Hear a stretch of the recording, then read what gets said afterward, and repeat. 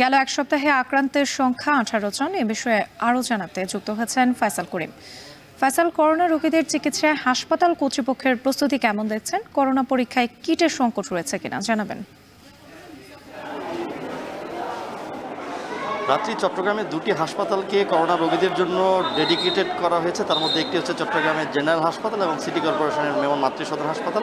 তবে Chittagong medical college হাসপাতালে যেহেতু গতবার বৃহত্তর পর্যায়ে চিকিৎসা হয়েছিল করোনা রোগীদের, সে কারণে এবারও কিন্তু প্রস্তুতি চলছে। চট্টগ্রাম মেডিকেল কলেজ হাসপাতালে যে ডেঙ্গু ওয়ার্ডটি ছিল এতদিন, সেটিকে আইসোলেশন ওয়ার্ড হিসেবে ব্যবহার করা হবে, তার প্রস্তুতি চলছে এবং বিভিন্ন স্থানে বুথ স্থাপন করা হয়েছে। এবং আমরা যেটি দেখেছি যে আসলে এখানে যারা কর্মকর্তারা আছেন তারা এখন অপেক্ষা করছেন কিছুক্ষণ পরে এখানে চট্টগ্রামের যিনি মেয়র আছেন তিনি এই প্রস্তুতি দেখতে আসবেন। এবং আমরা যেটি জানি যে এই হাসপাতালে কিন্তু একটি করোনা ল্যাব ইতিমধ্যেই প্রতিষ্ঠা করা হয়েছে এবং চট্টগ্রামের বিভিন্ন হাসপাতালেও কিন্তু এখন করোনা পরীক্ষা চালু হয়েছে।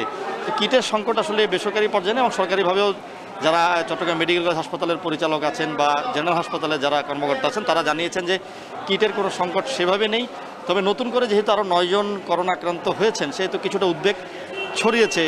এবং আমরা যেটি দেখছি যে চট্টগ্রামে মোট আক্রান্তের মধ্যে মহানগরে আক্রান্তের সংখ্যাটা বেশি। গতকাল যে 9 জন পাওয়া গেছে তার মধ্যে 8 জনই মহানগরের, 1 জন উপজেলা পর্যায়ের। এবং মোট আক্রান্ত রোগী এখন পর্যন্ত সবশেষ তথ্য মতে সিভিল সার্জনের 18 জন, এবং 18 জনের মধ্যে 15 জনই কিন্তু মহানগরের আর 3 জন হচ্ছে উপজেলা পর্যায়ের।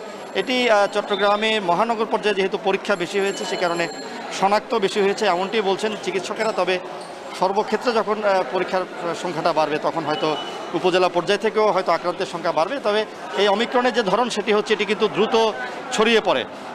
এটি প্রাণঘাতী না হলেও অন্যান্য যেই ধরন আছে করোনার সেভাবে এটি কিন্তু অনেক বড় আকারে ছড়ায় এবং দ্রুত ছড়ায়। সে কারণে চিকিৎসকরা বলছেন এটিকে হালকাভাবে নেওয়ার সুযোগ নেই, যেহেতু যারা জটিল রোগে আক্রান্ত আছেন তারা কিন্তু এই করোনাতে আক্রান্ত হলে তাদের জীবন সংকটাপন্ন হতে পারে। সে কারণে প্রস্তুতির উপর তারা জোর দিচ্ছেন। এবং আমরা দেখছি যে চট্টগ্রাম মেডিকেল কলেজ হাসপাতালে কিন্তু বৃহত্তর পর্যায়ে এই করোনা ওয়ার্ড চালু করার জন্য যে প্রস্তুতি, সেই প্রস্তুতির পর্যায়ে আছে চট্টগ্রাম মেডিকেল কলেজ হাসপাতাল কর্তৃপক্ষ।